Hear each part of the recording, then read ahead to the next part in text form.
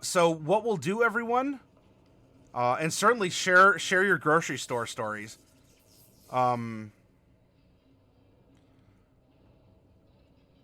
can share that under, if you tag that you had someone else create it or whatever, you can share it in your creations and just say, you know, I had a friend of mine draw it or whatever, and you know, give a little context to what the drawing is.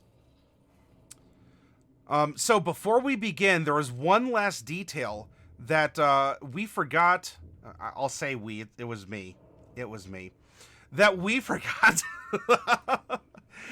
to button up our character Tesla, and that was what proof of her heritage does she carry? You know, it's either a scroll of pedigree or it could replace the signet ring, and we had rolled. Not I had rolled a trinket for that. Pardon me. And so the trinket for that character was number 22.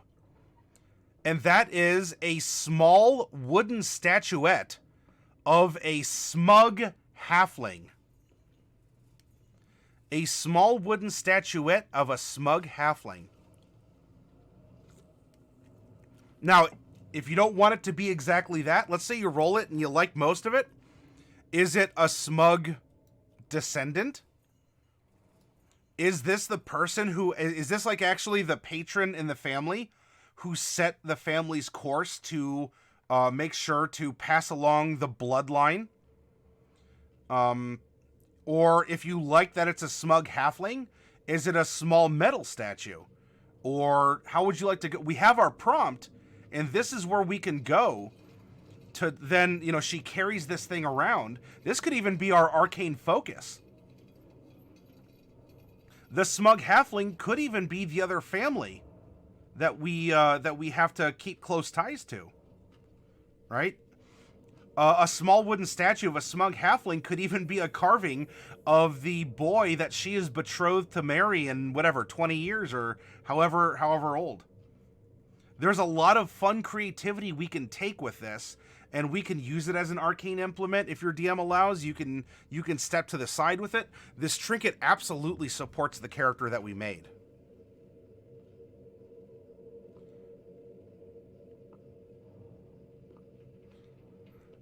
Could have been stolen off the corpse of a halfling who betrayed her family. Yeah. Ah, yes, the royal we. All right, we're going to put this away for right now. The first 4 rolls are going to go to Chill Panda.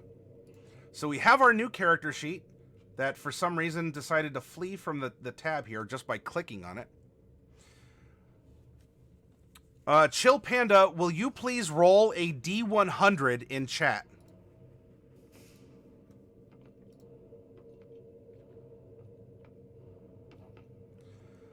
I would have to do it later, Razia, because I want to do this first for the workshop. Exclamation point roll space 1D100. You have to spell out roll, R-O-L-L.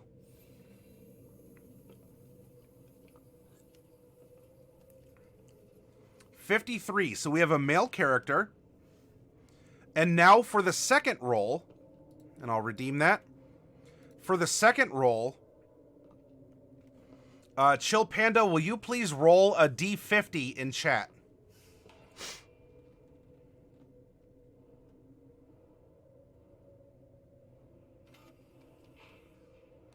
$49.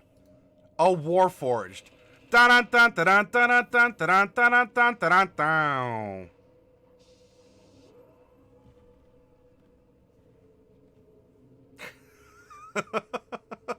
He couldn't be more All right, everyone. There's a phrase that we use in this community. Do any of you know what it is? If there's old timers that can pass it on to the newcomers to the workshop, what is the phrase that we use here?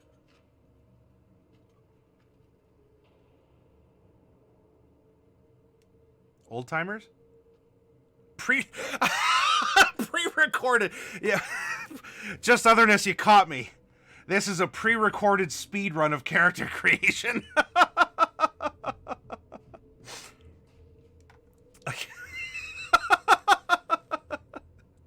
This is a taskbot of character creation.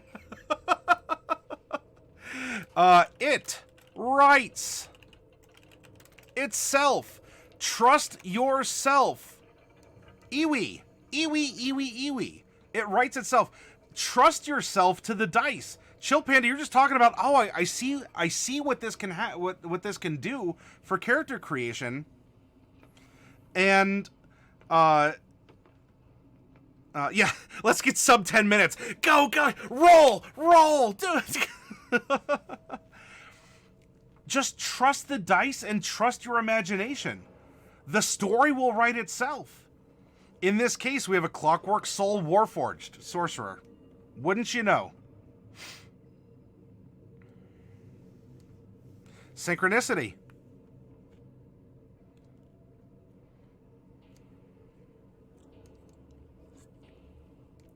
What if your character is paranoid? Then, I don't know. You'll have to roleplay through that. Alright, so we have a Warforged. Warforged does not have a subrace as it exists in 5th edition. It did, though that ended up getting refined, to put it delicately. Alright, roll number 3. Actually, so then roll number 3 for you, Chill Panda, is a D100 roll for the alignment of our character. 79, we have a neutral evil. Neutral evil. Now, we did get Warforged. If you prefer not to give some sort of sex or gender traits to a Warforged, completely up to you. If we rolled male, either you could ignore that, or you could say that the Warforged was created, and so just as we had a gynoid before, we have an android. I almost bit my tongue. A gynoid before, now we have an android, since there are certain male traits that are being expressed in the sculpture or the personality of the Warforged. So it's up to you. I'm going to put male Warforged, and we'll continue on. By the way, they are medium-sized creatures.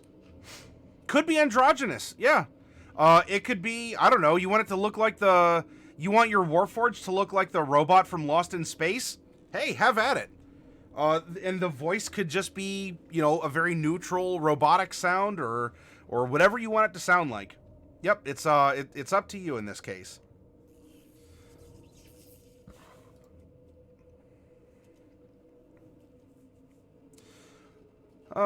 Neutral evil, and then the final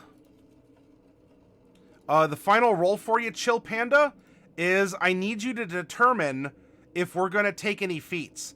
And so, give me one more D100 roll.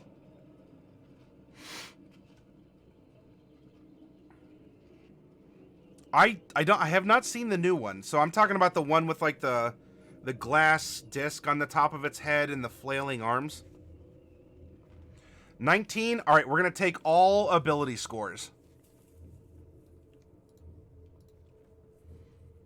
We are going to be a sorcerer, Clockwork, level 20. All right.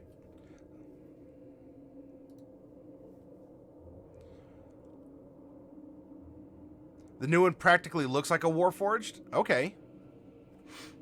Now I'll take your I'll take your word on that.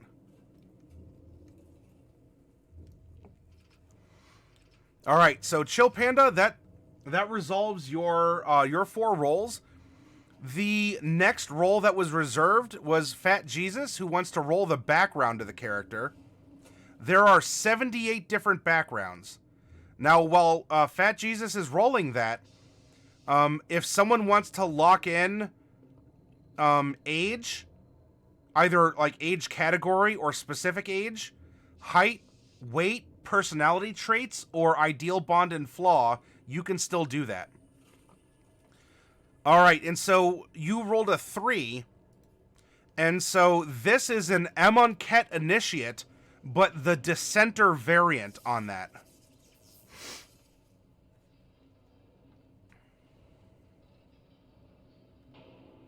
Amonkhet is a Magic the Gathering set, and there was a supplement made that if you wanted to have a D&D adventure in that plane, that they translated aspects of that into D&D compatible features, though it's not official. It would be sort of like Unearthed Arcana, but with some nice illustrations to it, and a little bit more fluff.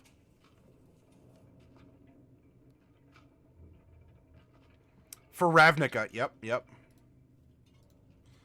So our background is Amonkhet Initiate Dissenter.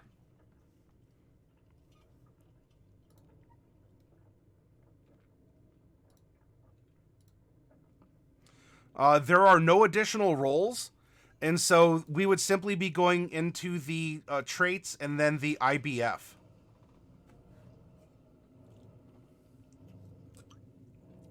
You know, in that Amonkhet supplement, there's 5 different cleric domains. So you know, those would be fun to play around with sometime as well, in a workshop, just to explore the plane shifted stuff.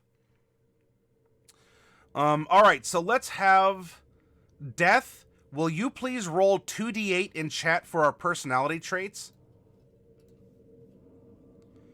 And then can I, let's see, after Fov, I think you said that you cannot roll, and so I'll stick with that. Daily, can you roll 3d6 for the ideal bond and flaw? And we have a 3 and a 6.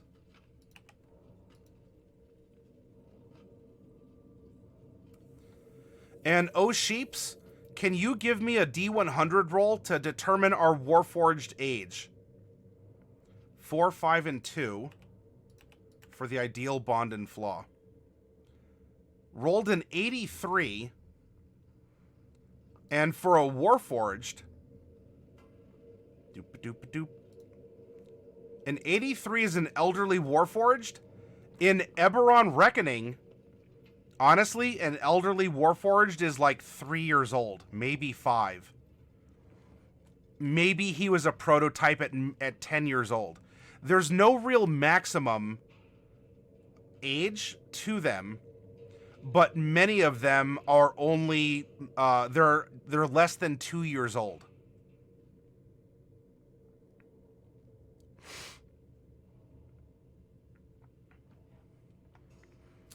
So you know what? Why don't we have this? If we're going by, I guess, Eberron Reckoning, and we have an elderly Warforged, I guess we could simply say, well, I don't know. You know, if we don't want to stick to Eberron, because the characters are kind of setting agnostic in how we develop them. Sheeps. This is an interesting conundrum, and you can be the one to solve it. You got us into this mess, and you're gonna pilot us out. I trust in you, Sheeps. I'm like Leslie Nielsen going to the cockpit in the movie Airplane, and Sheeps is there getting ready to land us. So Sheeps, you may know, you may not know. A Warforged is simply, it's an automaton made of metal, wood, you know, magic potions maybe make it work. It might have sap for blood or hydraulic fluid. So it's like a quasi-organic magical automaton.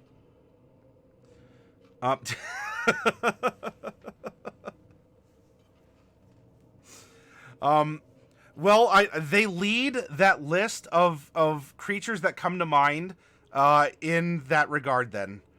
Sheeps, she could be the black sheep of the family. Sheeps, what would an elderly robot character be to you? Would it be a couple months? Would it be a couple years? Do you want this to be a character that's 2,000 years old? You get to make the call, O Sheeps. The power is in your hooves. It behooves you. Yeah, so we have a Warforged character. We have a robot. What would an elderly robot in age be to you? This is your opinion.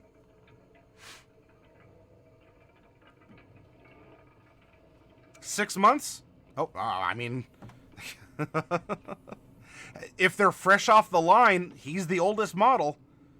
Already getting replaced, probably, for the next season's model. Robots and robots. 5 years old? Hey, a lot of technology starts getting really old at 5 years. I mean, how many of us, whenever you get a phone, and even 1 year passes, and you go, oh, this thing is so ancient. This is like a brick. Isn't this how cavemen communicated back in the day?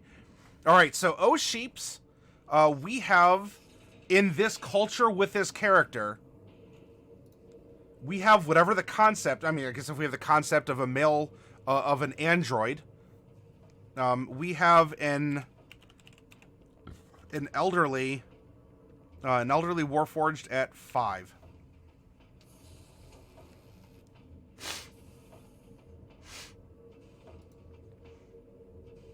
And Warforged can come in all kinds of shapes and sizes.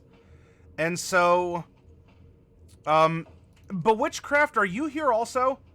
If O Sheeps is here, I can't help but wonder if Bewitchcraft is hanging around.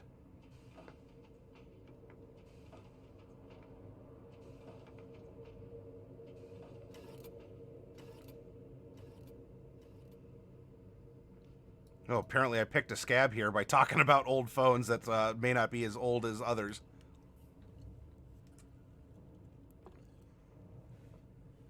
Oh no, we don't have a Bewitchcraft.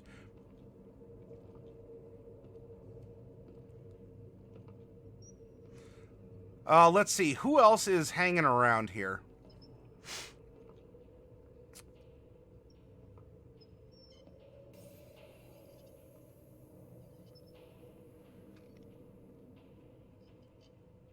Let's go with... you know what? Daily. Oh, hey, Hark. Alright, I'm sorry, Daily. I had your roll. Hark has been lurking in the shadows, but has finally re-emerged. Hark, I had Sheeps make a call on what an elderly Warforged would be. And Hark, as long as it is within the range of a medium-sized creature, which you get some good leeway, right? Dwarves are like 4.5 feet tall and are still medium, and then Goliaths are tickling almost 9. How tall and how heavy is our Warforged? Do we have a short, lean Warforged? Do we have a short, heavy? Do we have a tall, heavy? Hark, I want you to give us the height and weight of our character here. That would be more in the small category, Chill Panda.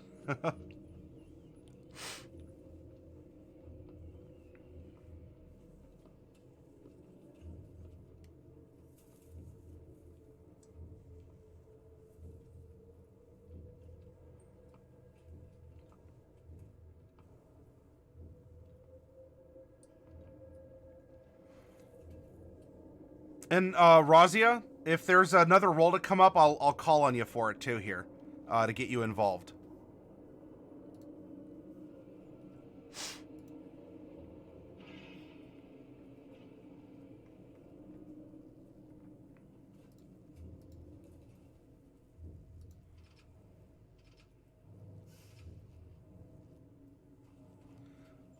Hark is contemplating, is processing the dimensions.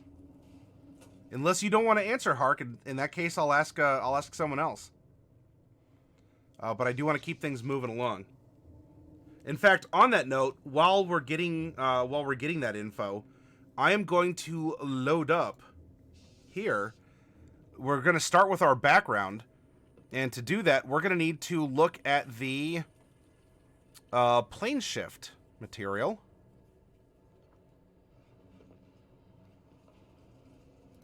And that is going to be plane shift Amonkhet.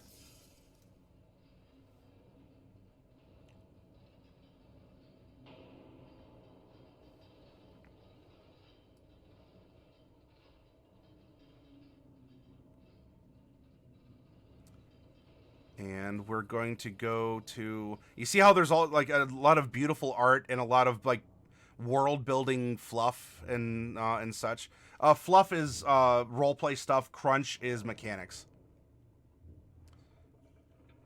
All right, so here is the initiate background. Though if we take a look, because there's an initiate and then there is a vizier that you could be as well. Though there is this, in particular, you could be a dissenter of either.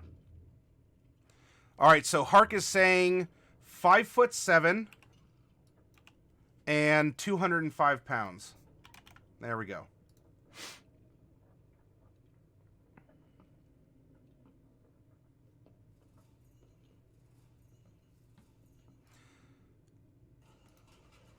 Yeah, you know, dwarves are about as thick as they are tall.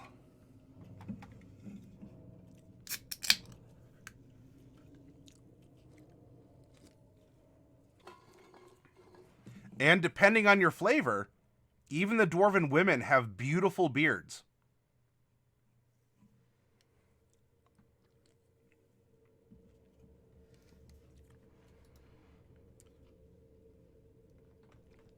All right, so let's read what an initiate is, and so we know what we are, or at least were, before we decided not to be that. And while this is specific to Amonkhet, we can still turn this into a general background that we could fit into a multitude of other settings.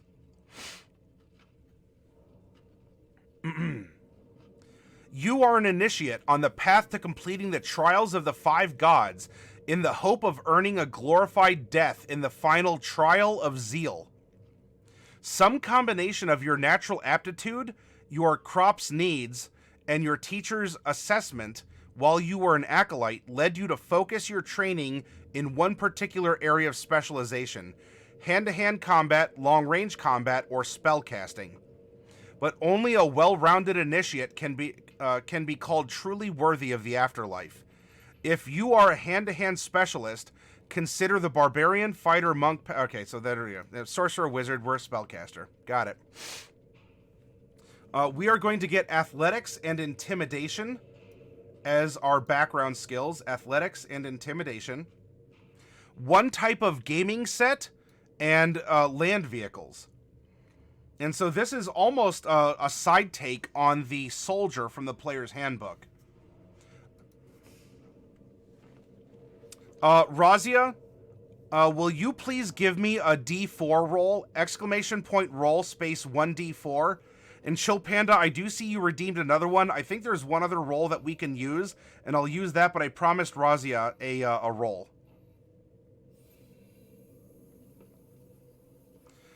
If you want to make it specific to Amonkhet, yes, absolutely, Chill Panda.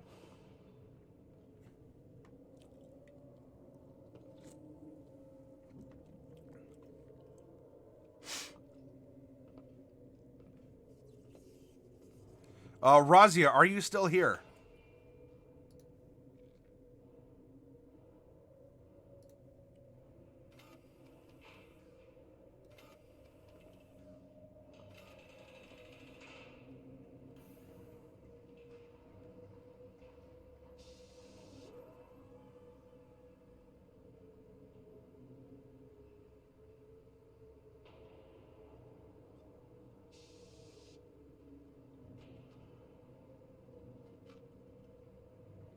Oh, there has to be a space between roll and 1D4.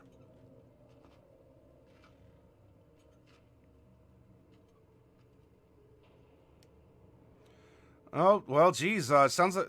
I don't know what channel or what people you were hanging out with there, Corida, but I'm sorry, it sounds like they took advantage of you.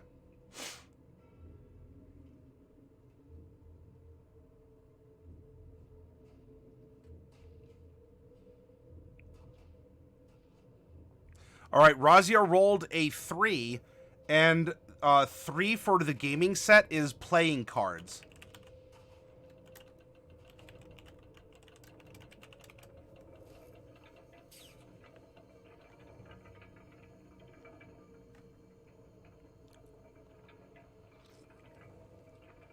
Well, I'm sorry that happened in another community, Corrida. If that's the case, though, and that's who those people are, then distance yourself from them. And you don't need to be around that.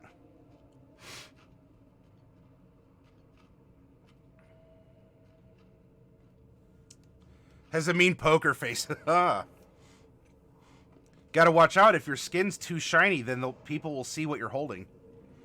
Although, if you're intelligent enough, you probably are already calculating the card counts and everything. Maybe that's why we're good at cards. All right, equipment. So the equipment we get: a simple puzzle box, a scroll containing the basic teachings of the 5 gods, a gaming set, common clothes, etc. If you've completed any trials before the start of the campaign, you also start with any of the cartouches you've earned. Now, what we can do, instead of a simple puzzle box, perhaps as a trophy or proof that we are an initiate, this could end up being our trinket.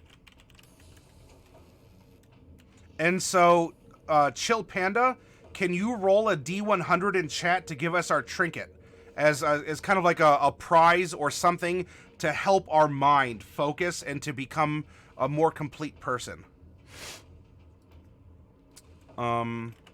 Scroll with teachings. And if, instead of the 5 gods, it could even be of Mechanus itself, or Primus in particular. Card set.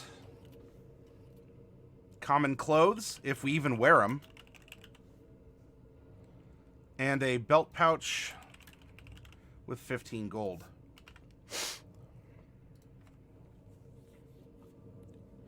$91. All right, and we'll look up what that trinket is towards the end here. But that's something that we have to, to expand our mind or to focus. It could even become our arcane implement through which we cast our spells. Now, our background feature changes because we are not an initiate any longer, as we are a dissenter. And so we take a look at Dissenter. Even in the carefully constructed and curated city-state of Naktamun, and in the presence of the 5 gods, some people rebel against the doctrines of the God Pharaoh. They don't challenge the existence of the gods, of course, for those gods are visible nearly every day in the streets of the city.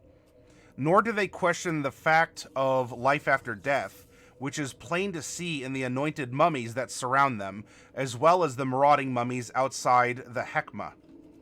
Rather, these dissenters simply refuse to follow the ordained course of life that leads to the glorious afterlife. Some dissenters are spurred by fear, not wanting to subject themselves to a violent death in the trials, or in training for the trials. Some are moved by conscience, unwilling to kill their crop mates in the trials. For while they cannot deny that the gods exist, they can deny that the gods are just, and can fight to prove that the dictates of an unjust god need not be obeyed. Some believe that one god, probably Bantu, has corrupted the process of the trials and the path to the afterlife. Others correctly intuit that the god pharaoh did not actually have the people's best interests in mind when he ordered their society. A character who is identified as a dissenter loses the benefit of the initiate's or vizier's background feature. In its place, the character gains the following feature. And we're going to have the feature of Shelter of Dissenters.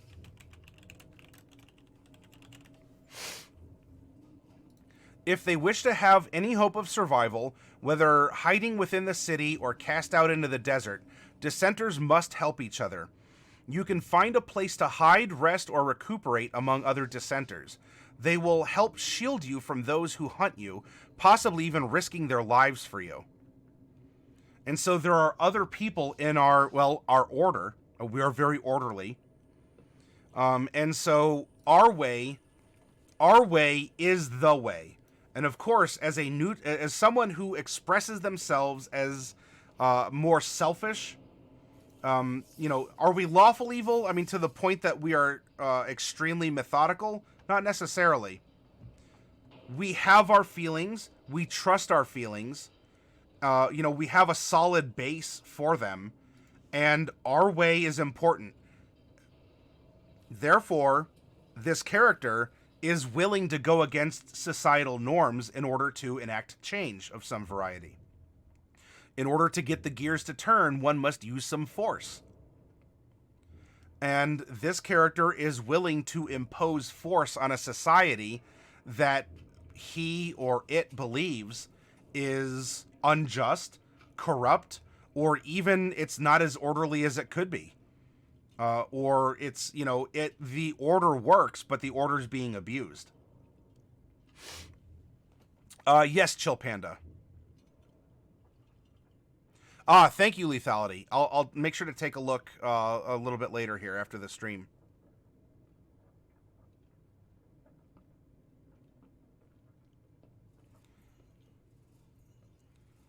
Corrida, I don't know what to tell you other than there are individuals and communities that are disrespectful or they don't know how to communicate. And, it's sad because it seems like it's a community that likes the same thing you do and would be able to be a unifying force. And, well, we see what has happened. This is Due.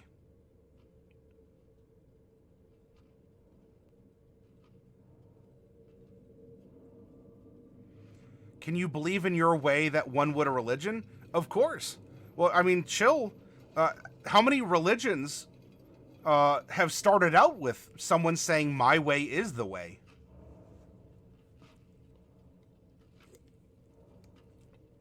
Oh. Yep, it's 2 in the morning for me as well. All right, Chill Panda, thanks for hanging out with us and rolling some dice. I really appreciated it. And while this is the last broadcast in this workshop week, we're on Discord, and you can find us there. And you can also stop by on Tuesday for role-playing. As another heads up, remember, the Tuesday role-playing game is going to be tagged mature this week. It's normally PG-13. I'm labeling it mature because we could be exploring some topics and use language that is going to be heavier than normal. Then Wednesday through Saturday, Wednesday's going to be the box raffle. And so I'll be giving away boxes of minis to people who show up. And then after that, all week, we're painting minis.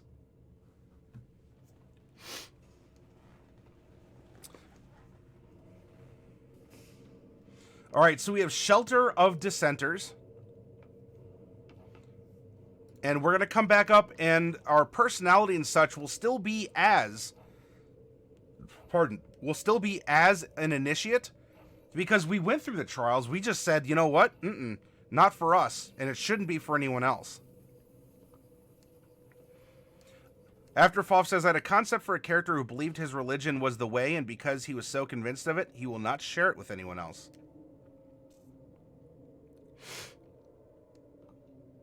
Including spoilers. Yep, mini painting and box raffle. Our personality traits for our Warforged. I'm going to scoot this over a little bit so I can read and type. Number 3. I'll settle for nothing less than perfection. In myself, in my crop mates, in everything. And number 6, I train hard so that I can play hard at the end of the day. I fully expect to play even harder in the glorious afterlife. But I'm not in a hurry to get there.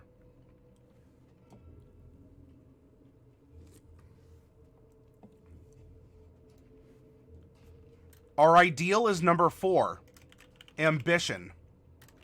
I'm going to prove that I deserve only the best of everything. You're painting minis right now. Presently, from the future, which is your past. Whoa.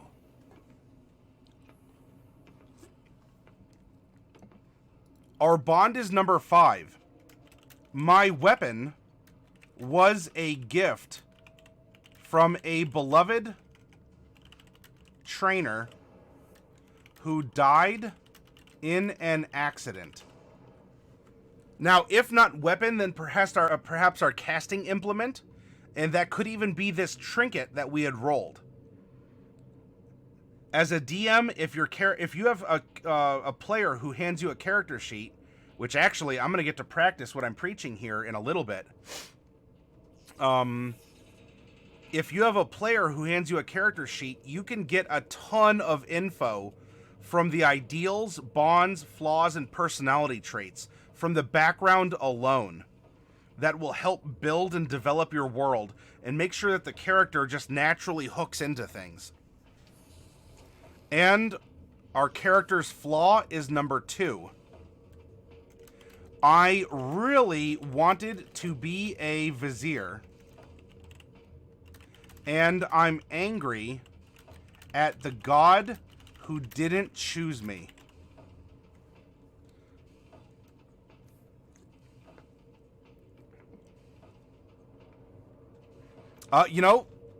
Back to the Future did have that as a message.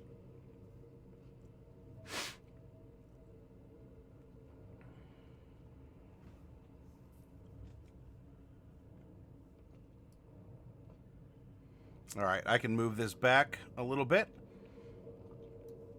I'll settle for nothing less than perfection in myself and my crop mates and everything. I train hard so that I can play hard at the end of the day. I fully expect to play even harder in the glorious afterlife, but I'm not in a hurry to get there. I'm ambitious. I'm going to prove that I deserve only the best of everything. My weapon was a gift, or, weapon, or in brackets, whatever, was a gift from a beloved trainer who died in an accident, and I really wanted to be a vizier, and I'm angry at the god who didn't choose me. And if we're making this setting agnostic, if you don't want this to be an initiate, again, as per Amonkhet, you're fighting on behalf of the gods to be sacrificed to him, etc. This could be you're angry at the patron, at the noble, at your creator as a Warforged, something along those lines. You wanted to be C3, or you wanted to be R2-D2 as sort of like a well, I guess that'd be C3PO, as like a cultural liaison, more of an intellectual, and instead you were an R2-D2, which is more of a utility bot. And so you get upset at your creator.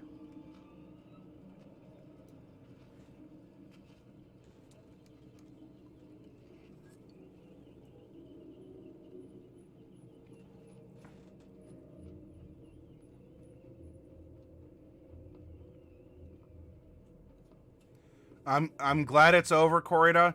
I'm sorry that it was a community that otherwise would have been nice or good. Maybe this will have other people wake up to the leadership of that community or something, and you might find others who will disapprove of the way that was handled, and, you can start your own. You are a dissenter, Corrida.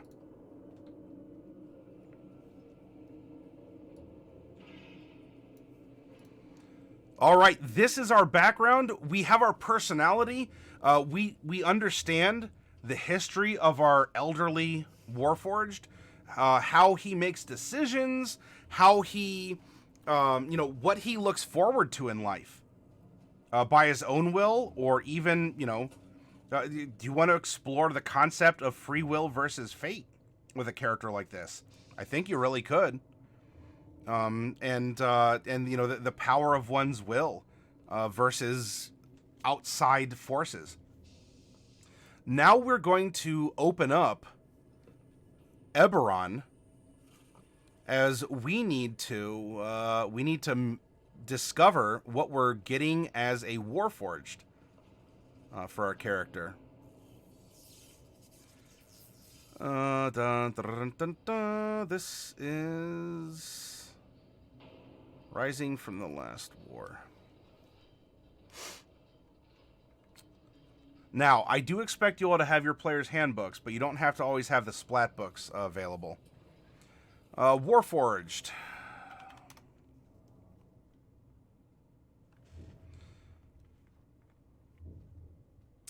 Oh, we're going to have a fun little quirk.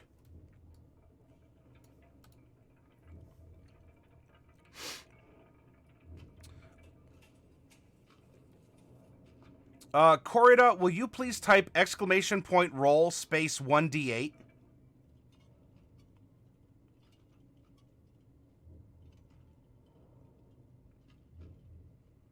Rolled a 7. Our Warforged quirk is you are obsessed with your appearance and constantly polish and buff yourself.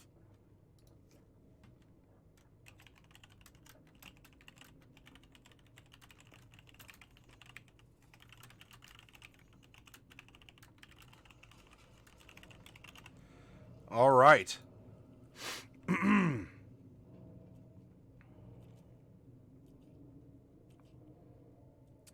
Warforged traits. Your con increases by 2. And one other ability score of your choice increases by 1. We are a force of personality. We are vain. We look for the best in ourselves. You disregard being a sorcerer and the mechanics of sorcery. We are a charismatic character. We're a leader among these initiates. In fact, so much so, we're even a dissenter. We're also obsessed with our looks. And so I think the floating a +1 into charisma would be would suit very well.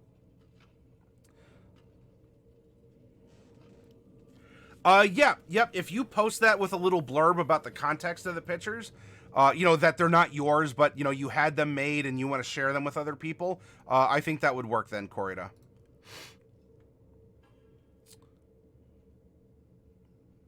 Eberron, so yeah, is between 2 and 30 years old, but our Warforged could be whatever we want, and so in this world, our elderly, this is like one of the first models, is 5, and that's absolutely fine. I'm gonna have to double check then, because some of this data should have been in our spreadsheet, but maybe it didn't make it over. Our walking speed, 30, 15, 15, 0. Constructed resilience. You are created to have remarkable fortitude, represented by the following benefits. You have advantage on saving throws against being poisoned, and you have resistance to poison damage, not immunity. As I was telling O'Sheeps, we still have some biological components. We might have a kind of sap flowing through us to distribute our magical juices as a circulatory system. So being poisoned is still something that we can do.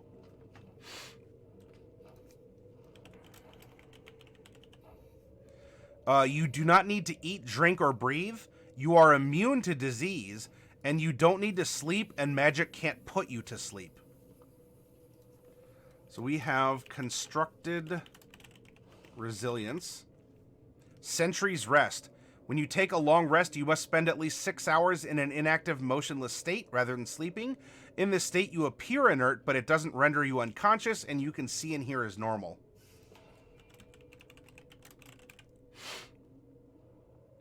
Then we also have integrated protection. Your body has built-in defensive layers which can be enhanced with armor. You gain a +1 bonus to armor class. You can don only armor with which you have proficiency. To don armor, you must incorporate it into your body. We're not going to have armor proficiency as a sorcerer. While you live, your armor can't be removed from your body against your will. So we will get just a +1. So instead of 10 plus anything, plus dex and armor, it'd be an 11 to start. So that's something.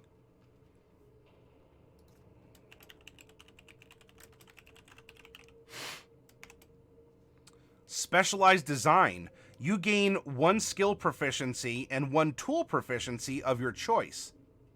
Skill proficiency, I think we can choose based on our characteristics here. You know, I look for perfection. I train hard so that I can play hard. I am ambitious. I'm going to prove that I deserve the best of everything. My weapon or implement was a gift from a beloved trainer. And I wanted to be a vizier, and I'm angry about the god that didn't choose me. I think that we have someone who is... we are ambitious. You know, that would be very interesting, Fat Jesus. I can't say I've contemplated that, but that would be an interesting thought experiment. And so what we might take here is... I seek perfection. We want to be a leader. So we have intimidation. I wonder if persuasion... persuasion would probably be the thing that it gets proficiency in. Because we're proving to people that we are the best.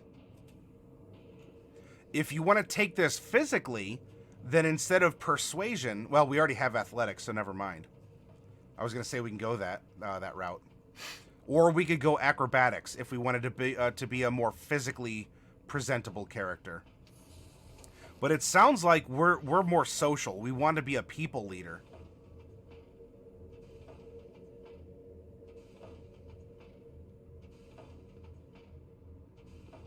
Well, I don't know. I train hard so that I can play hard at the end of the day.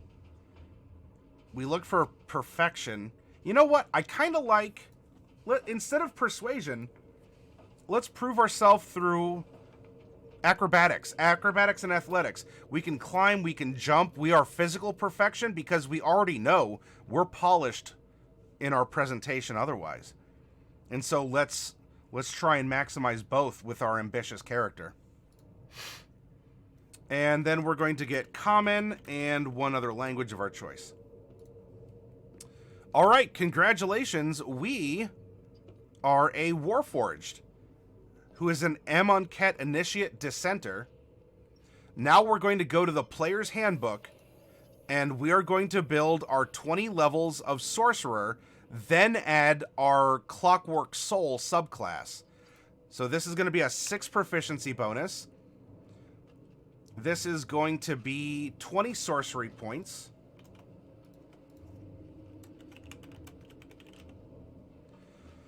We are going to know 6 cantrips. 1, 2, 3, 4, 5, and 6. Spell slots 4, 3, 3, 3, 3, 2, 2, 1, 1.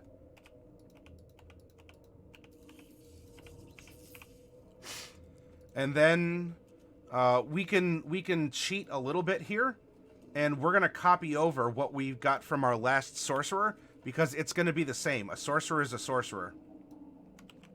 Now, what will be different, our metamagic feats are going to be different, because I think we are going to have a character that is going to be more about offensive spells, is more of a fighter, is going to use these powers not so much socially like our other Clockwork Sorcerer, but, you know, in the fighting pits, in the arena, in combat, on the front lines.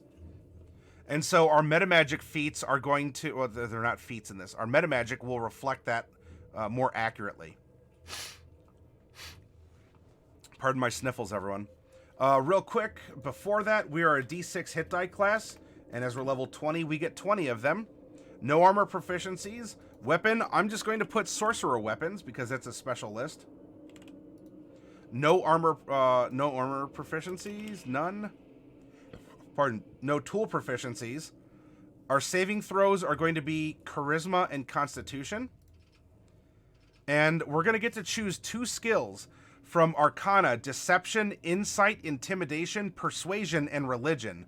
Well, hey, you know what? We're talking about persuasion, as we are afforded 2 more skills. Maybe we could go persuasion. And, you know, we wanted to be a vizier. We study hard. We don't just have some physical mobility, but if we do also have a sharp mind for magic, especially because, again, we wanted to be a vizier which is more of the advisor casty than even a casty, but more of the pit fighter. We may very well have studied Arcana, or in this case, because we have a religious bend, our magic, we might be considered to be getting through a religion. If we're working in the plane of Mechanus and Primus, or an equivalent to another setting, because again, this doesn't have to be Amonkhet, but in Amonkhet, the knowledge of religion is more ubiquitous. And so we might understand, our religion rolls for this character are just as powerful as the Arcana rolls for our Drow princess, who learned arcane magic and was given arcane lessons from her bloodline. Well, he's getting this through the descriptions and the morals of magic in religious texts. Oh, okay, thank you, Corda. I'll take a look at that when we're finishing up. So I think religion would work very well, especially because we have a grudge against one of the gods as well. I keep saying as well. I shouldn't be repeating myself. I really do try to limit ums, ahs, and repetitive phrases and words. It's a constant process, especially because I have not gone through any kind of formalized training to call me out on that. I did get a little bit of that in business school. Anyway. Equipment, not worried about it. Do we have 2 daggers? Sure. Honestly, any weapons off of strength or dex, and we'll calculate that when we get stats. We have our Font of Magic and Sorceress Restoration, so all that's left to become a sorcerer, beyond the spells, all that's left is which metamagic is he going to take? If we have someone who has to make quick reactions, life or death things, I think, Quicken Spell and Twinned Spell. That way we're being very efficient.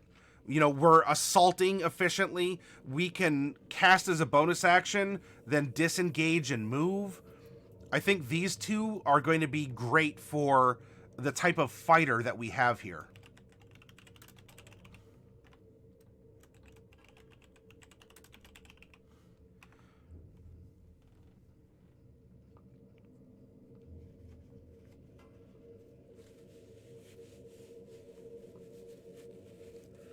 Because he is going to be more assaulty, the damage dice increase, Empowered Spell, I think would be important as well.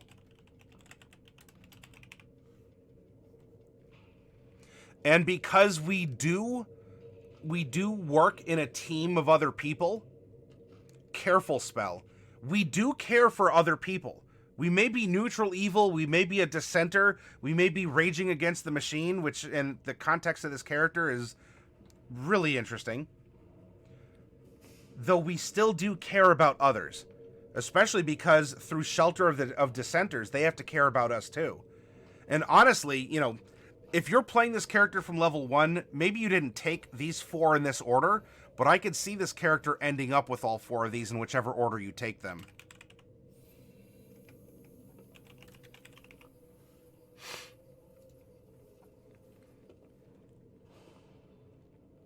All right, cool. Now, we're going to re-explore the Clockwork Soul. When we cast spells, we have a manifestation of Mechanus. Something happened to us, or in our bloodline, or in this case as a Warforged, infused our creation with this contact from another plane or a god. Flavor it however you want. This is a good prompt. Does it have to be this way? No. Still, let's use the prompt of a manifestation of some kind. And our manifestation... Big Sam, will you please type !roll space 1d6?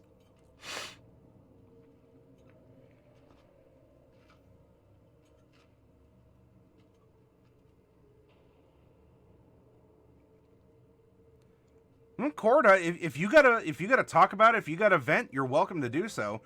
I wish there was more I could do, though. It sounds like you've taken all the proper steps. Yeah. The venting is fine.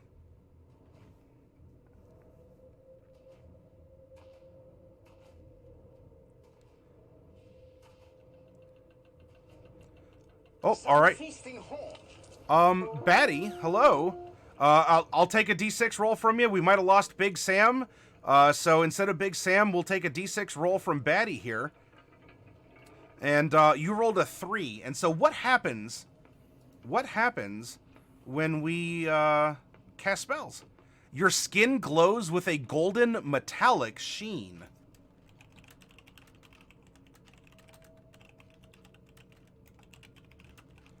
Heck, it might already do that.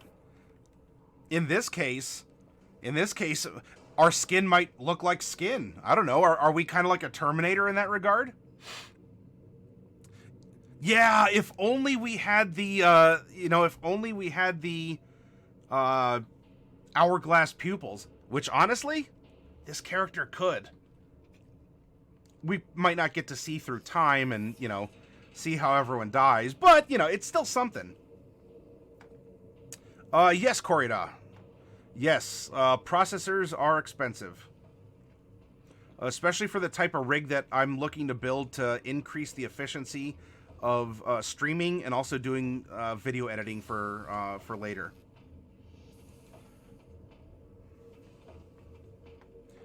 I want my processor to multi-track drift. Oh, cool! I have his eye tattoo on my right hand, the full hourglass eye. And Batty, was Dragonlance formative for you? Do you really like the character singularly? Did the setting leave an impression on you? Are you willing to talk a little bit about your interaction with D&D or Dragonlance in particular? And also, Batty, I do see you have a check mark by your name. What do you broadcast? Are you willing to share a little bit of who you are and what you do with us here? It was your intro. It was a lot of people's intro. You are certainly not the only one, Batty.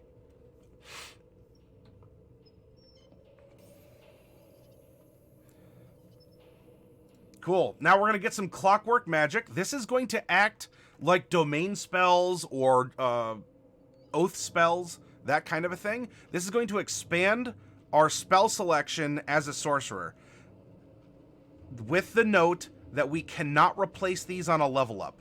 This is a fixed list of bonus spells that does not go against the other spells that we can learn.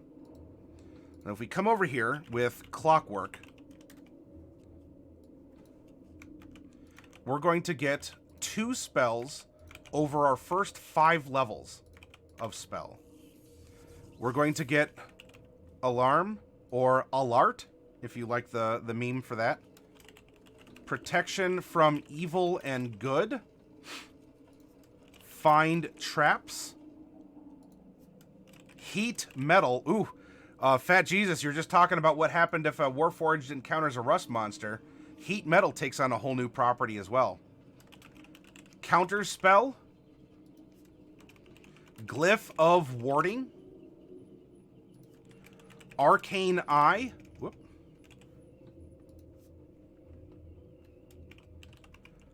Autoluke's Resilient Sphere. Animate Objet d'Art. And Wall of Force. While we're here, we're going to put down the markers that we have 6 cantrips.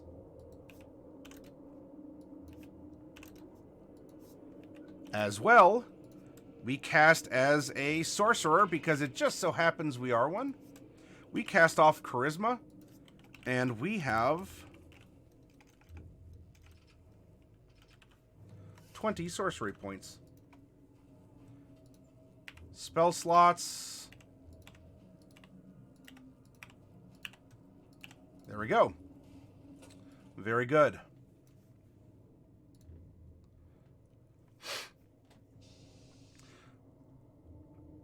You stream full-time, Escape from Tarkov, but you're a DM as well. I've been running games for years. I started running a game on Twitch a few months ago, weekly on Saturday nights. Figured I'd poke around in the D&D directory to see who is on. Oh, yes. Batty, we are primarily a workshop. Yeah. Welcome. On Wednesday through Saturday, we create characters, we go over map making, our campaign building, creating NPCs and villains. And mostly it's done through random rolls, so it removes our biases and helps to challenge just our way of thinking, because we might get some really interesting results. And all of it is presented in a way that not only improves us and polishes us as old-timey DMs, but it also can help improve newcomers and give them confidence to play or even to step up and run a game themselves when they see that it's not difficult or scary to do to create compelling content for your tabletop. And then I practice what I preach on Tuesday, as we have an ongoing, it's been going on for a year and a half now, about a year and a half long campaign with members of the community here. And so, welcome. I'm glad that you took the opportunity to come by and say hi. It's great to meet other streamers. Casual Seraph also, thank you very much for the follow. Sound the feasting horn. Do any of you remember? Does that sound like a familiar bit to you all? Where that's from? But yeah, Batty, anytime you're around, hey, share your ideas, your inspiration. This is a place for mentors to come by. In fact, on our Discord, you might be an 11 billion. If you want 11 billion in one, but we do offer a mentor network on our Discord where people of any level of experience can run ideas past others for art, writing, role-playing, encounter building, that sort of stuff, so that we work together, so we're always improving each other. And Batty, thank you so much. In fact, the subscriptions go into a pool that is going to get boxes of minis. Boxes of minis that we give out for free with free shipping to a U.S. address the third Wednesday of every month. And so, Batty, if you or others are free and stop by, you are welcome to enter the raffle. And then for all of you, if I have earned your $5 or more per month, and I will work hard to always to be worth $5 to you, I turn that around, it buys boxes out of my inventory. I own a game store on the side. Actually, I probably stream on the side, if anything. Yes, subs go to get minis out to people, and it includes free shipping. That way they can play with them, they can find inspiration, and they can make memories for years to come with all of the cool stuff that's in there. And so this coming Wednesday is our February raffle, and then all throughout the week for the workshop, we're going to be doing, oh my goodness, D&D Mini Painting 101, so I can help people understand the basics of miniature painting and to try and get them confident that they can paint minis themselves. Batty, thank you very much. Yep, we're going to be mini painting all this coming week. We're going to talk about base coats and dry brushing. We're going to talk about shading, and it'll be a rootin' tootin' good time. And again, we're taking a 101 level approach so that it's accessible, and the entire point is let's get more people painting minis. Because I'll tell you, I might not even need to tell you, Batty. For any of you out there, if you've never painted a mini, you paint your first one, and it'll probably have kind of a derpy looking face. You might have one eye like this way, and the other eye's kind of doing its own thing over here. That's fine. And you know why? Because it's your mini. You put work and effort into it, and despite it having you meant to go for a smile, but then it kind of looked like the Joker, or something happened when you were shading it, and suddenly the character has pink hair, and you're like, but I wanted blonde. But you know what? I think I'll make pink work. You are going to make memories for years to come with that mini, And that mini is still going to be involved in a story of on and off the table in ways that you may never have imagined. And until you picked up the brush and painted your first mini, as weird as it might look or chunky because you forgot to thin your paints, it's your freaking mini. You did it, and you should be proud of it. What about edge highlights? We did touch on that a little bit with our adult Remoras last time. It's like, yeah, exactly, Batty, exactly. Oh, hey, Clockwork. We're making a Clockwork Soul Sorcerer, so welcome aboard. And the gacha capsules here, the gacha capsules are filled with pre-painted and unpainted minis, as well as dice sets and other things, too, that all go to help support telling stories at the tabletop. Oh, that's Batty. That is wonderful. And if you do join our Discord and you're willing to share some pictures with others for inspiration for those of us who are new or old alike, I'd love to see it. Yeah, we're just getting into the Clockwork Soul. Clockwork. Corvoidea? Corvoidea? Is that how you want me to... Oh, just Crow? Alright. Clockwork Crow. So we just determined when we cast spells because of this interaction through the plane of Mechanus or the touch of Primus, our skin turns a golden sheen, but of course we can take some inspiration from that. We're already a Warforged. Randomly rolled at that on a 50 races. We got that. So, Clockwork Magic. You learn additional spells. Oh, we just added that. I'm sorry. So we get extra spells, and that was already here. Now, we also restore balance. Your connection to the plane of absolute order allows you to equalize chaotic moments. When a creature you can see within 60 feet of you is about to roll a d20 with advantage or disadvantage, you can use your reaction to prevent the roll from being affected by advantage and disadvantage. You can use this feature a number of times equal to your charisma modifier, and you regain all expended uses after a long rest. So we have restore balance, charisma per long rest. Now we get the Bulwark of Law. You can imbue a creature with a shimmering shield of order. As an action, you can expend 1 to 5 sorcery points to create a magical ward around yourself or another creature you can see within 30 feet of you. The ward lasts until you finish a long rest or until you use this feature again. The ward is represented by a number of d8s equal to the number of sorcery points spent to create it. When the warded creature takes damage, it can use its reaction to spend a number of those dice, roll them, and reduce the damage taken by the total of the spent dice. Kind of a mouthful. The gist is, spend sorcery points, makes a pool of d8s, you can reduce damage out of the d8s.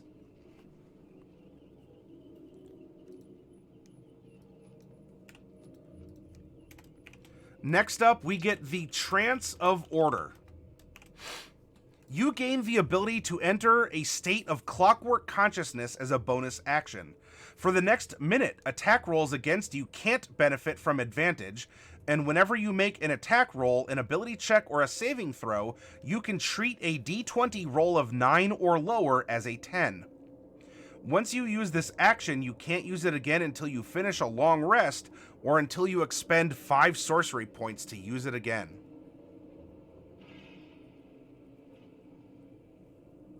And lastly, our capstone is Clockwork Cavalcade. You summon spirits of order to restore balance around you. As an action, you summon the spirits in a 30-foot cube originating from you. The spirits look like Modrons or other constructs of your choice. The spirits are intangible and invulnerable, work fast and efficiently, and create the following effects within the cube before vanishing. The spirits restore up to 100 hit points divided as you choose among any number of creatures of your choice in the cube. Any damaged objects entirely in the cube are repaired, or every spell of 6th level or lower ends on creatures and objets of your choice in the cube. Once you use this action, you can't use it again until you finish a long rest, or until you expend 7 sorcery points to use it again.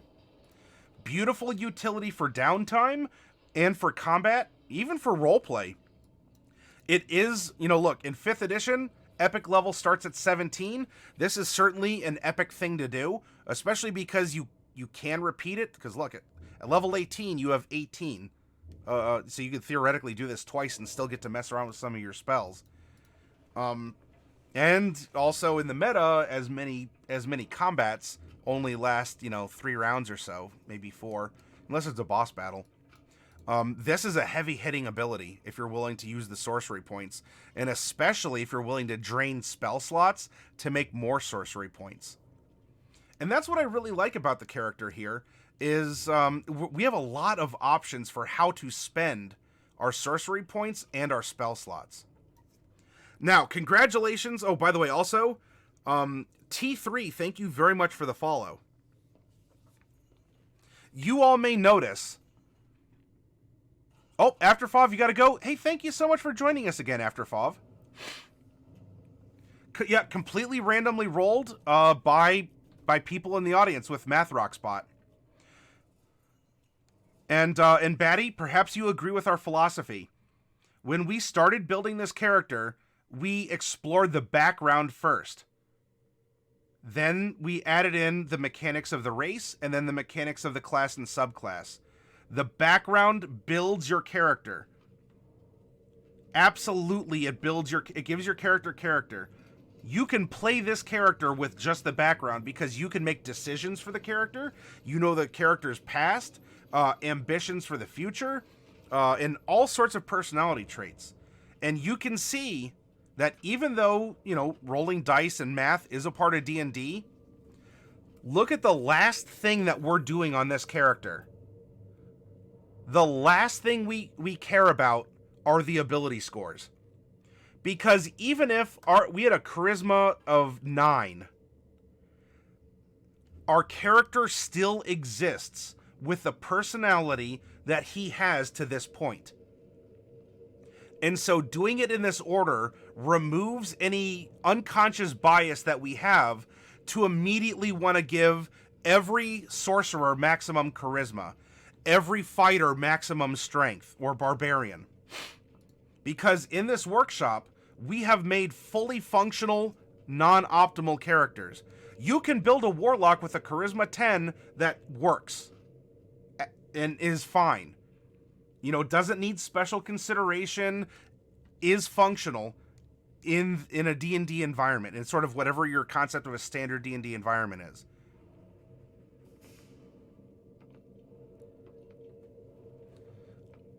No, I do not use D&D Beyond on the channel here.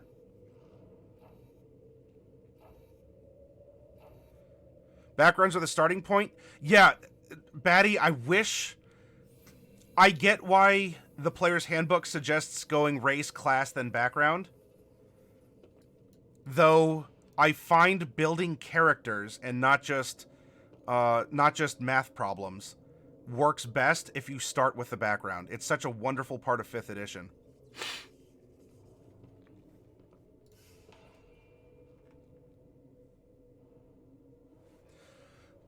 Now we have a standard array of scores, and let's drop them into our character here.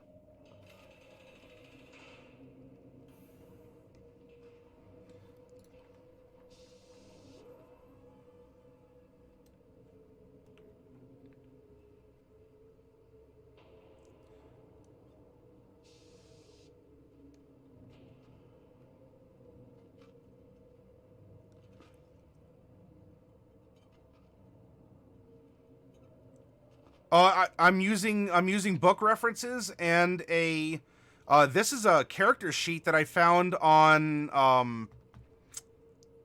EN World, though I don't think it's up anymore. I used to have a command for it to provide a link, and someone told me the link was broken, so I don't know if you could find this.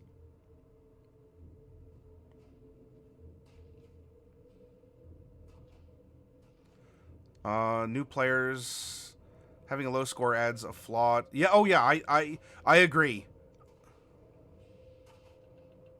Yeah, and hey Handsome, the content that we make for characters, or if we make a map in MS Paint, I keep things very basic here. If you like this character or others, the character sheets are uploaded to our Discord. And so you can download the character and you could play around with this character, or you could blank it out and use this. Because that's not my character sheet. It was one that was on EN World. But yes, Batty, that's an excellent lesson in that it's okay to have a flaw. It's okay to have low scores.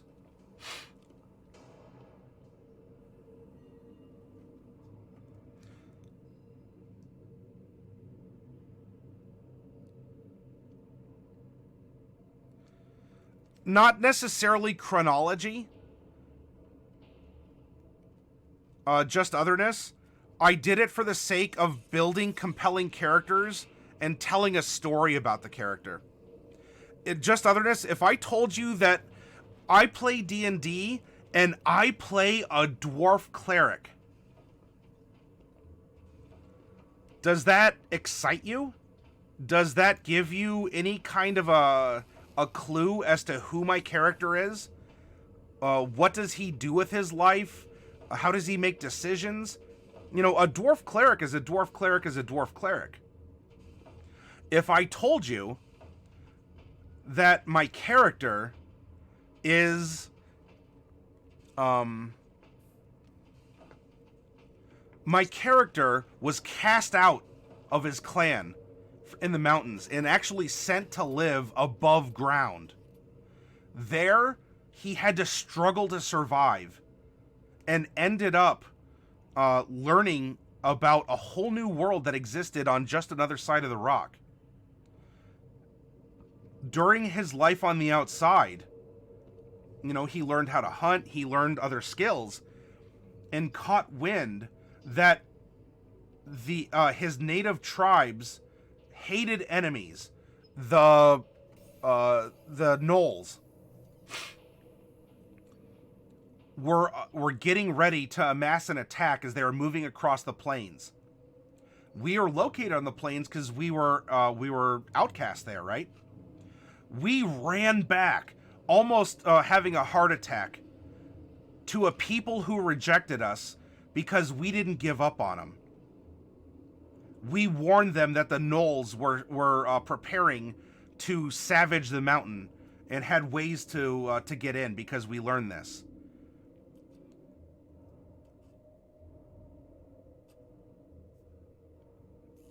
Do any of you know what I just described?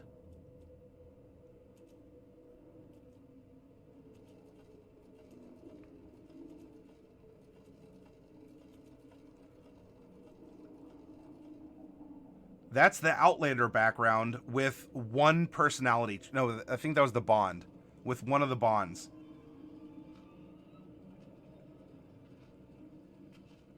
Or I could just say that I play a dwarf cleric. Or if I'm spicy, a dwarf nature cleric. Which is a more compelling tale that brings you into the character's world?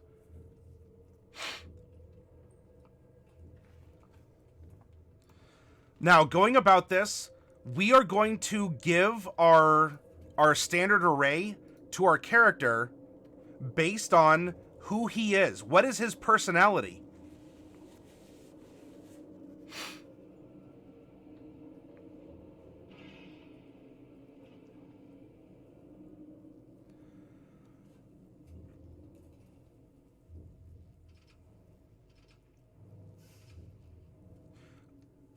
Just otherness. In this case, though, being a dwarf, mechanically, a dwarf is a dwarf is a dwarf.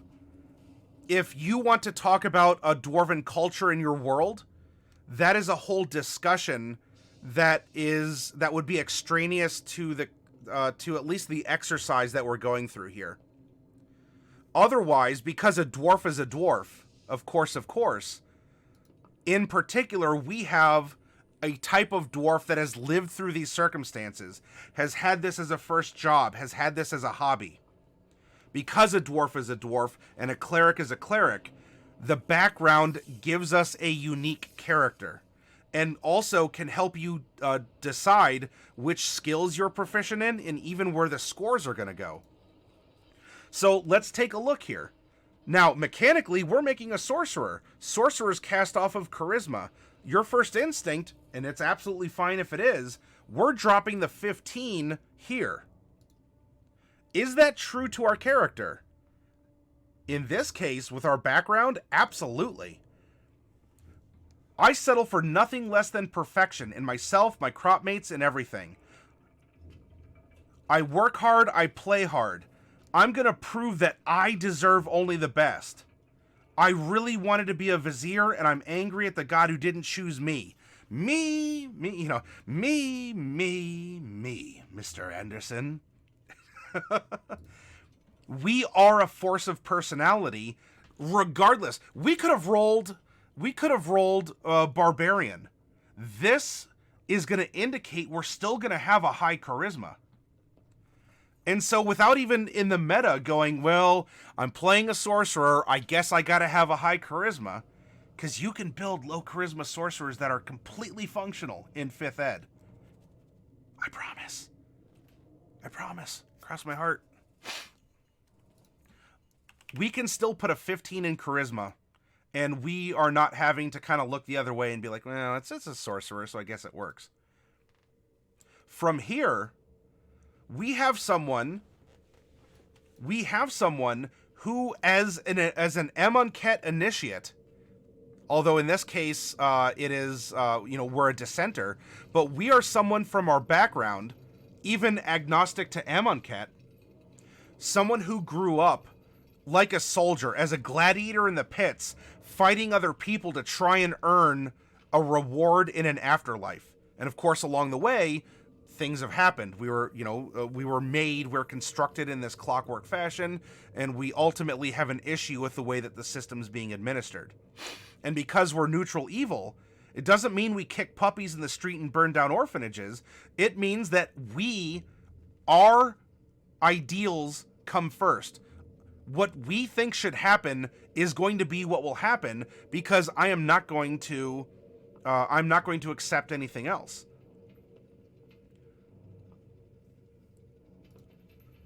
We already have a beefy constitution, which, sorcerers are good at as well. We could give a whole ton of hit points to this person, though I also think that we have a physical character. So there is charisma to be sure. Though I think if we were to assign some other scores, if we go 14, 13, or even if we want 13 in con, 12 in strength, I don't think here that this character has developed. He's only 5 years old. For a Warforged, and in the context of the character, he's an elderly Warforged. He received religious training, and here's another hint. It's okay to be proficient in a skill that you want to put your dump stat in, because you're still going to be good at that one skill. It just means you didn't get a broad education. You were educated in 1 or 2 subjects. Don't be afraid to do this, everyone.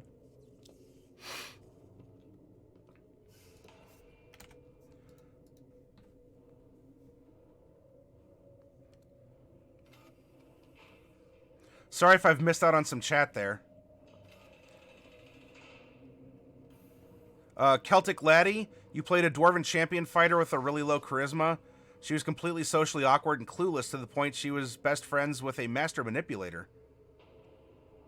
She made the worst capital letters decisions. Thank you for sharing that story also, Celtic Laddie. Well, is it Laddie or is it Lady? How would you like me to pronounce that? Sorry, I was in like Celtic, Irish, Laddie kind of a thing. But it could be Lady as well. Sorry about that. Okay, alright. I had the linguistic context in mind, so forgive me on that.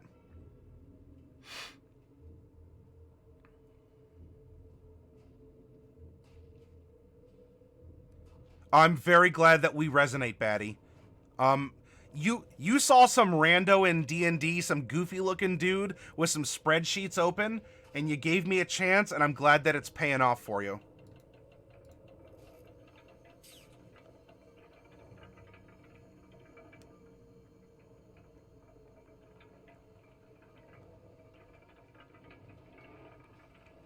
Oh, hey, well, that makes sense. That makes sense, and we all learned something today.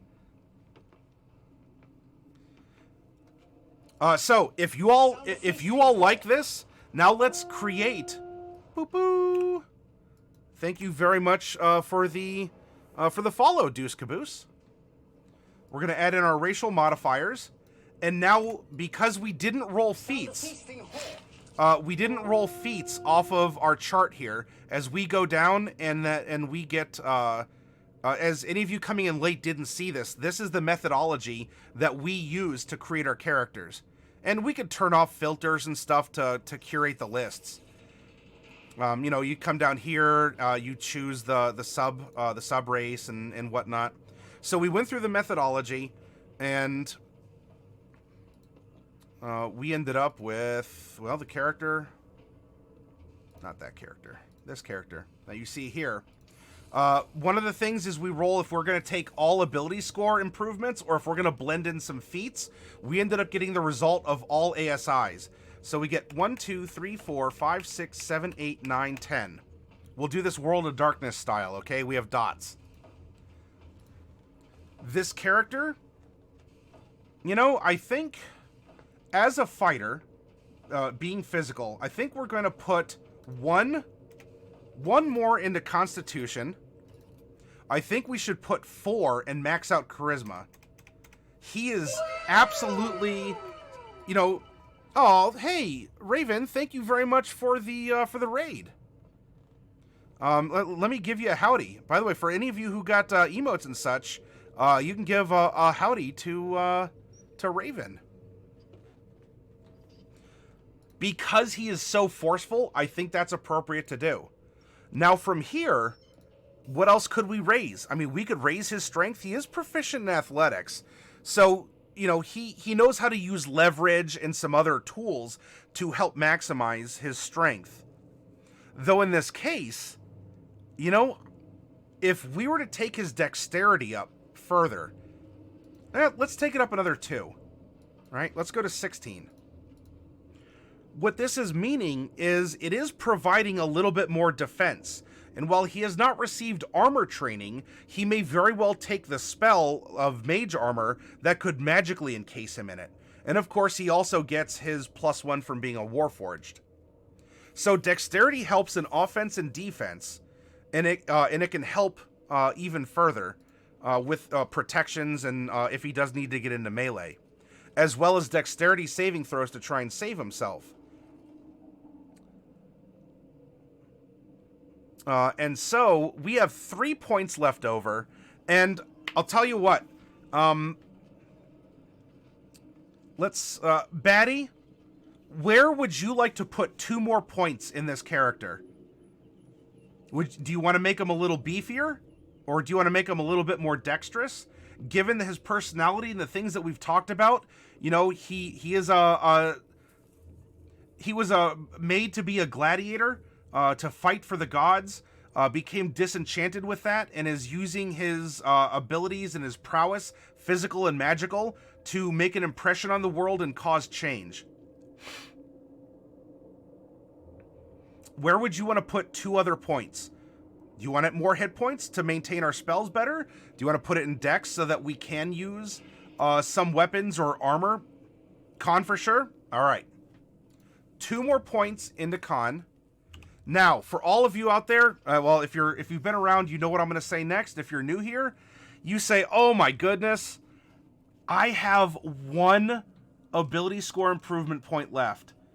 And I'm already, you know, I can't take a feat to round it out, and my DM probably won't float me another one. What can you do to still get a mechanical benefit? Right? If we go from 10 to 11 wisdom, we're still a +0 modifier. If you put a stray 1 into your strength score, you can receive mechanical benefits from that despite your strength modifier not going up. Because you can jump further and higher, and you can also carry more. Your encumbrance increases. And that way you don't have to feel like that stray one has been a waste. That makes sense, Batty.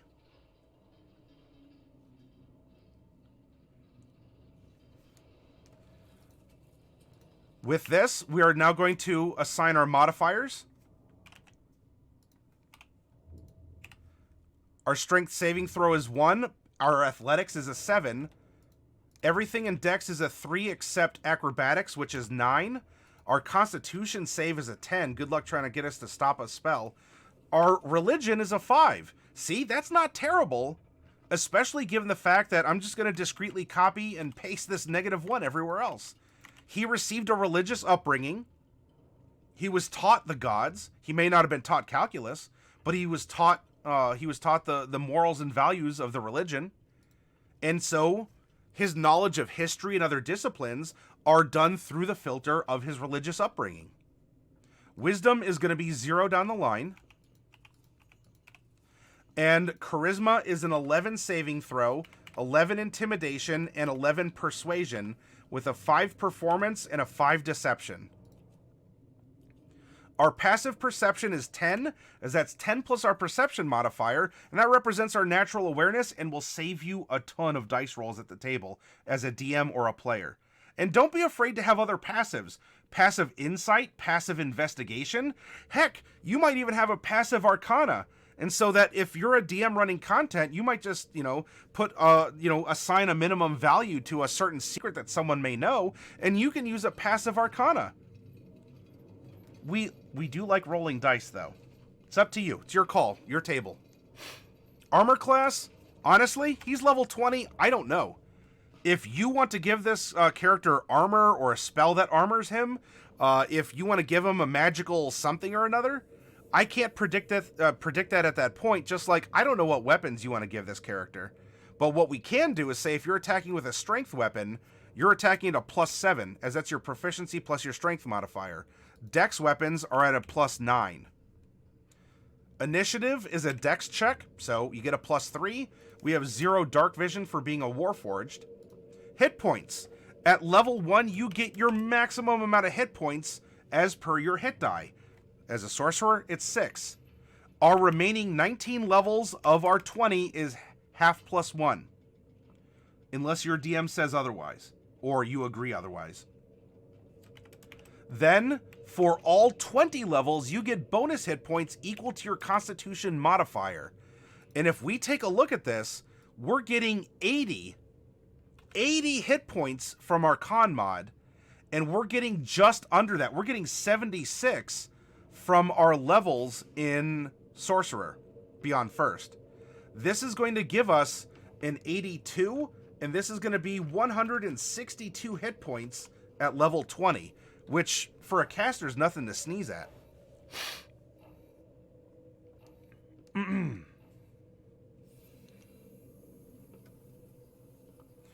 Again, the spells, you can assign him the spells that you think he'd be good at. He was built more for war. His metamagic backs that up. Again, our choices were made on who he is, not... Well, did anyone take this in the party? No? Did anyone take perception? No? I guess I should. But then I feel like it's not, my character. Or whatever whatever in the meta. If we're attacking with a spell, ooh-wee, look at that, +11 to hit. Then you add 8 to your attack, and that is your save. Hey! The one and only Matty. One of a kind channel, sir. I'm honored to be subbed to you, DD33. DD33, back to you, Power Level. Thank you so much. And everyone, Power Level, Power Level, if you want to talk about it, Power Level runs a D&D channel here on Twitch where it's a bunch of friends at a kitchen table playing Heads Up D&D together. And they also wear costume elements and do things like laugh and eat food and have fun in person. It's amazing. Thank you very much, Power Level. Yes, Batty, absolutely, and that is the underpinning philosophy of our workshop, where we roleplay as DMs. I mean, we're role-playing as people building a character, but each character is built in a vacuum, and if we're doing a campaign-building workshop, we then take the individual sheets and we role-play as a DM who's been handed these sheets with the presumption that our friends want to play what's on it. And then we consider it, and we talk about how to make an adventure that incorporates elements from those character sheets. Power Level, hey, I'm happy to do so. Y'all are a bunch of fun, and I was happy to find you, raid you, and now you and I are like peas and carrots.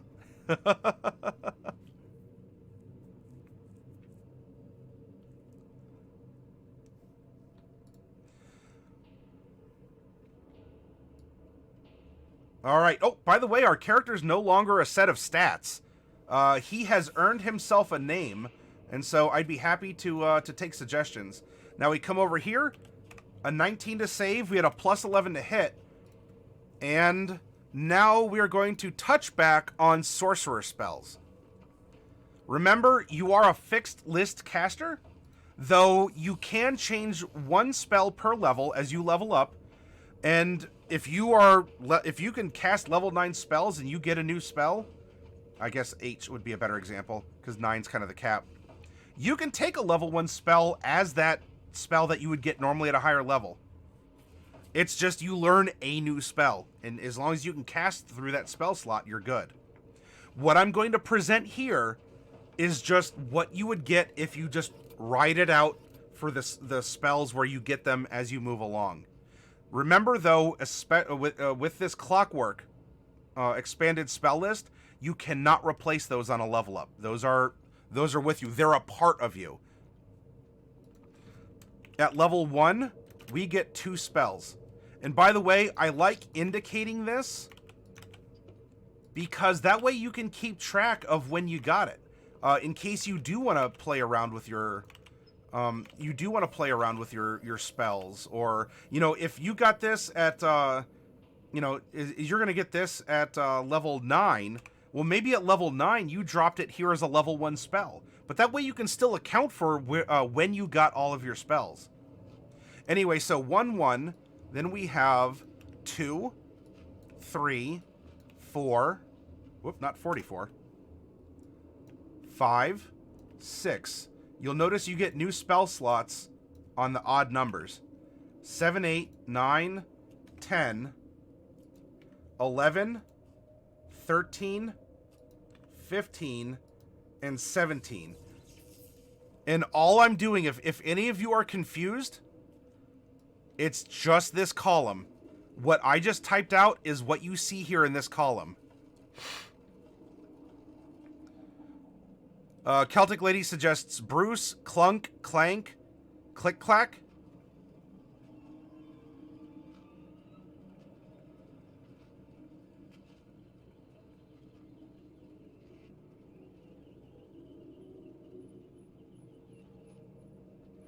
Avocado Sass Master.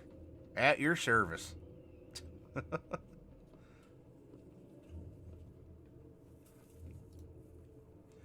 And again, the loadout you give this character is probably going to be more assault-type spells, especially given all of the meta magic that you can use in it. But this would be your character to customize in that way. It calls itself the Gift. Athomas.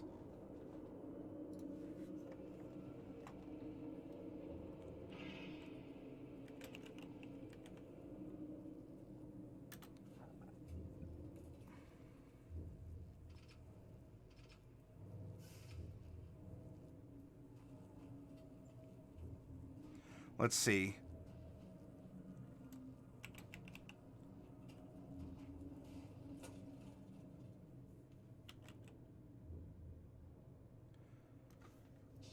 Kluce off of Bruce and like Clank and Clunk.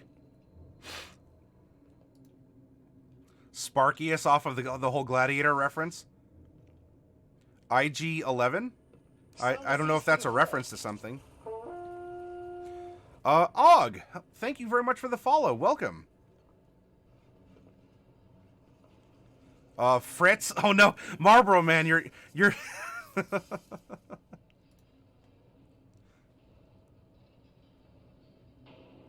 The assassin droid. Ah.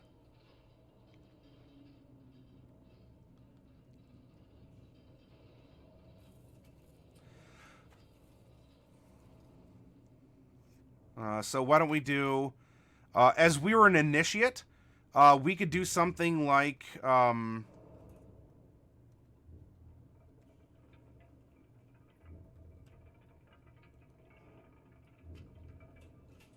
we had Fritz. How can we blend some of these suggestions in? FR17-z. Fritz. That way we have we have a little bit of play and some numbers.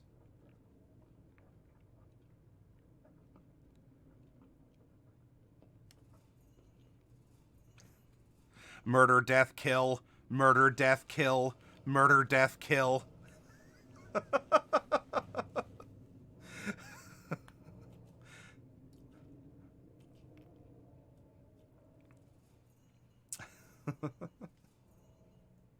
So there we go, everyone. We have a character.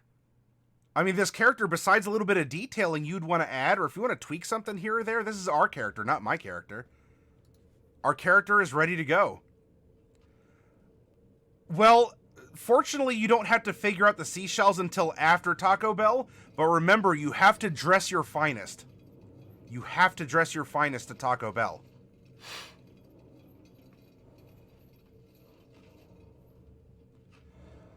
So, ta-da, everyone, we did it. We built 2 characters. We have a 12-year-old Drow princess, Clockwork Soul, and then we have a 5-year-old elderly Warforged Clockwork Soul. They're both Clockwork Souls. They're both sorcerers. They are 2 tremendously different characters, despite sharing something that may be very similar.